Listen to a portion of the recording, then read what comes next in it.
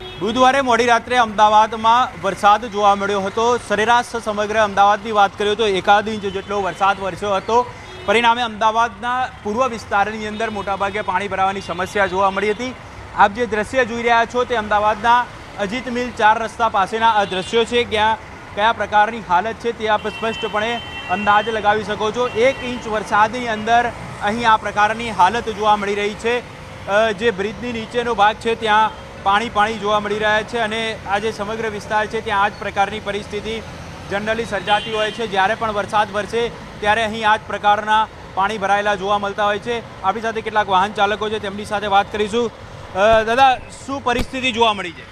અને આજે આ થોડો વરસાદ પડ્યો છે, બરોબર છે, તો એમાં એટલું બધું પાણી ભરાયું છે કે ના પૂછો વાત।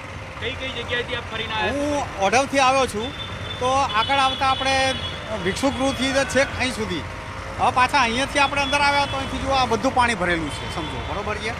આ પ્રી મોન્સૂન પ્લાન છે, સરકાર આવા વહીવટ કરે છે, સમજો, બરોબર છે। આ કોર્પોરેશનની કેટલી બધી મોટી ભૂલ કહેવાય। તો જોઈ શકો છો આપ, અહીં લોકોનો સ્પષ્ટપણે રોષ પણ જોવા મળી રહ્યો છે, કારણ કે મોટાભાગનો વિસ્તાર છે ત્યાં આ જ પ્રકારની પરિસ્થિતિ જોવા મળી રહી છે અને ખાસ કરીને જે પ્રી મોન્સૂન એક્શન પ્લાનને લઈને લોકો સવાલો ઊભા કરી રહ્યા છે। વાહન ચાલકોએ ખાસ કરીને જ્યારે પીક અવર્સનો ટાઈમ હતો ત્યારે આ જે પાણીની અંદર થઈને પસાર થવું પડ્યું હતું અને તેને કારણે લોકોએ ભારે હાલાકીનો સામનો કરવો પડ્યો છે। જો કે આ કોઈ પ્રથમ વખત પાણી ભરાયા નથી। જ્યારે પણ વરસાદ વરસે ત્યારે અહીં આ જ પ્રકારની પરિસ્થિતિ જોવા મળતી હોય છે। કેમેરામેન ખેંગા રાઠોડ સાથે ઋત્વિક સોની, news 18 Gujarati, Ahmedabad.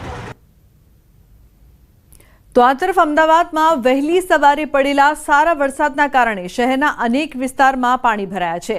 Odhav fire brigade station પાસે તળાવ જેવા દ્રશ્યો સર્જાયા હતા। રસ્તા પર પાણી ભરાતા લોકોને મુશ્કેલીનો સામનો કરવો પડ્યો છે।